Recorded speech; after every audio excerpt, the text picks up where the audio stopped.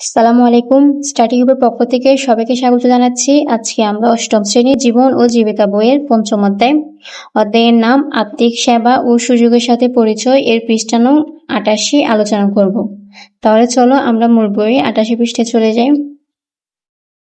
দেখো ৮৮ পৃষ্ঠায় আমাদের জন্য এই দলগত কাজটা আছে। এটা হচ্ছে আলোচনার মাধ্যমে ছকে উল্লেখিত আর্থিক পরিস্থিতি পর্যালোচনা করে পরামর্শ দাও। এই চ্যাপ্টার হচ্ছে ৫.২ আর্থিক পরিস্থিতি বিবেচনা এবং পরামর্শ প্রদান। তাহলে চলো এটা আমরা পুরো ছকটা একটু দেখে নিই। এখানে আমাদের ৫টা সারি দেওয়া আছে, এগুলো আমরা আজকে পূরণ করব। তাহলে চলো আমরা শুরুতেই দেখে নিই।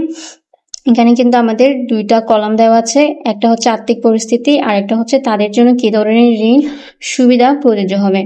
অর্থাৎ এখানে আমাদের 5টা পরিস্থিতি দেওয়া আছে, আমরা সেটা বিবেচনা করে ওনাদের জন্য কি কি ঋণ সুবিধা প্রযোজ্য হতে পারে সেটা লিখবো। তো 1 নম্বরে দেখো, এনামের বড় ভাই অর্থের অভাবে লেখাপড়া শেষ করতে পারছেন না। এক্ষেত্রে তিনি শিক্ষা ঋণ নিতে পারে, ব্যক্তিগত লোন নিতে পারে, শিক্ষা সংস্থার ঋণ নিতে পারে। এরপরে 2 নম্বর, লুসি মানকিন নকশিকাতার কাজ জানেন এবং তিনি একটি নকশিকাতা কারখানা দিতে আগ্রহী। এক্ষেত্রে তিনি ব্যবসায়িক ঋণ আর হচ্ছে শিল্প ঋণ নিতে পারে। এরপরে চলো 3 নম্বরে, ময়নার মায়ের বাসার জন্য একটি ফ্রিজ কেনা খুবই দরকার, কিন্তু তার কাছে প্রয়োজনীয় টাকা নেই। এক্ষেত্রে তিনি ব্যাংক লোন নিতে পারে।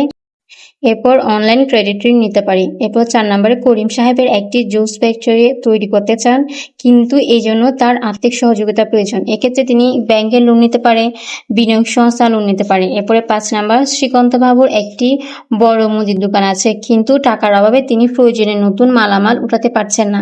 এক্ষেত্রে তিনি বিনিয়োগ সংস্থার লোন নিতে পারে। আবার হচ্ছে ট্রেডিং ক্রেডিট কার্ড দিয়ে উনি হচ্ছে লোন নিতে পারে।